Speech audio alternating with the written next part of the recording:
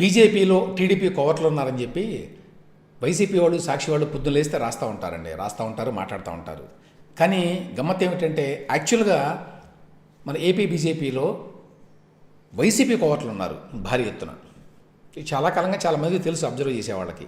తాజాగా ఏమిటంటే ఈ పొత్తు తర్వాత వాళ్ళు రగిలిపోతున్నారు. ఈ పొత్తు జరగకుండా ఉండాలనేది ప్రయత్నం చాలామందికి.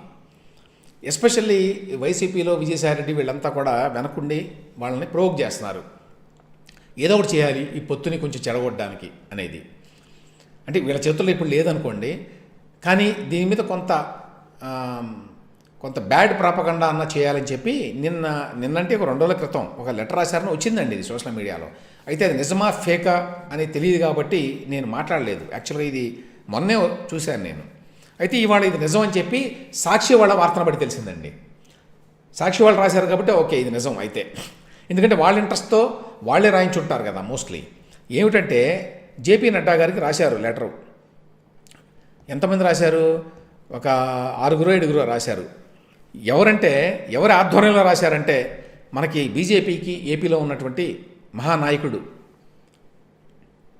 ఎవరు అంటే ఉపాధ్యక్షుడు విష్ణువర్ధన్ రెడ్డి గారు, ఆయన ఆధ్వర్యంలో, ఇంకా మిగతా వాళ్ళు కె శాంతారెడ్డి గారు అట, ఇంకా కొన్ని పేర్లు ఉన్నాయనుకోండి.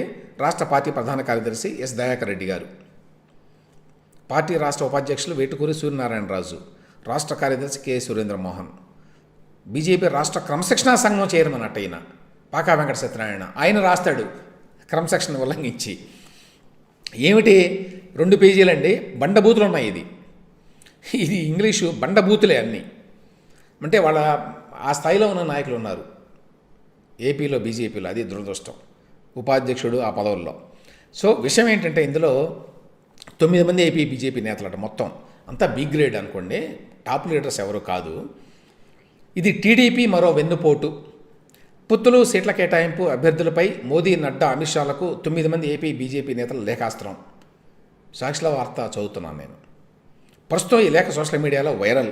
అక్కడ ఎవరు పట్టించుకోరు ఢిల్లీలో, అందుకని ఇక్కడ సోషల్ మీడియాలో తిప్పుతున్నారు దీన్ని.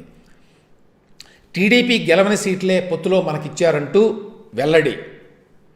ఆ స్థానాల్లో అభ్యర్థుల ఎంపిక సైతం పూర్తిగా టీడీపీకి అనుకూలంగా ఉండేలా ఉంది. ఈ చర్యలు పార్టీని బలోపేతం చేసుకునేలా లేవు. లేఖ రాసిన వారంతా ప్రస్తుత రాష్ట్ర కార్యవర్గంలో సీనియర్ నేతలే అనట వీళ్ళంతా. సో టీడీపీ ఖచ్చితంగా ఓడిపోయే సీట్లను ఇచ్చారట బీజేపీకి, కాబట్టి ఆ సీట్లని వద్దని చెప్పి చేయాలట. మన పార్టీకి వెన్నుపోటు పొడుస్తోంది టీడీపీ అని చెప్తున్నారండి వీళ్ళు. టీడీపీ వెన్నుపోటు పొడుస్తోందంటే ఇప్పుడు పొత్తుని మరి తీసేయాలేమో దీన్ని బట్టి. అలాగే బీజేపీ సీట్లకు అభ్యర్థుల పరిశీలనలో సైతం టీడీపీ ప్రభావం ఎక్కువగా ఉందా అన్న అనుమానాలు కలుగుతున్నాయి. టీడీపీ మన పార్టీతో పొత్తు పెట్టుకోవాలని ముందస్తు ఎజెండాతోనే ఆ పార్టీ నేతలను మన బీజేపీలకు బదలాయించింది. ఇది సాక్షి వాళ్ళు, విజయసాయిరెడ్డి లాంటి వాళ్ళు ప్రతిరోజు చేసే ఆరోపణ అండి.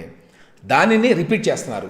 దాన్ని బట్టి అర్థం చేసుకోవచ్చు ఈ లేఖ ఎవరు రాయించారు, దీని వెనక ఎవరున్నారు, ఎవరి ప్రయోజనాల కోసం ఈ లేఖ రాశారు, వీళ్ళ లేఖ రాసిన వాళ్ళంతా ఎవరి కోవట్లు స్పష్టంగా అర్థమైపోతుంది దీన్ని. తద్వారా ఇప్పుడు ఆ పార్టీ తమ నాయకులను సంతృప్తిపరచడంతో పాటు మొదటి నుంచి బీజేపీలో కొనసాగే నేతలను కూడా దెబ్బతీసే ప్రయత్నాలు చేస్తూ ఉండొచ్చు అట. దీన్ని ఖచ్చితంగా బీజేపీ నాయకత్వం పట్టించుకోదు, అందులో ఏం డౌట్ లేదు. అందుకనే ఇక్కడ సాక్షిలో వేసుకొని వీళ్ళు ఇంత చిన్న బిగ్ గ్రేడ్ నాయకులు రాస్తే పెద్దగా ఎవరు పట్టించుకోరు యాక్చువల్గా. తర్వాత వాళ్ళు కూడా బయట పెట్టరు మామూలుగా. పెద్ద నాయకులు అయితే, పెద్ద నాయకులు బహుశా ఆల్రెడీ రాస్తూ ఉండుంటారు బీజేపీ నాయకత్వానికి ఏపీలో వ్యవహారాల మీద, కానీ వాళ్ళు బయట పెట్టరు. ఇదేంటంటే ఇది ఉద్దేశపూర్వకంగా పొత్తును కొంచెం చెడగొట్టడానికి, కొంచెం విషపు చొక్క వేయడానికి అందులో వైసీపీ చేస్తున్న ప్రయత్నాలకి మరి దన్నుగా ఈ లేఖ రాశారు, అందులో డౌట్ లేదు. కానీ దీని ప్రభావం ఏమీ ఉండే అవకాశం లేదండి.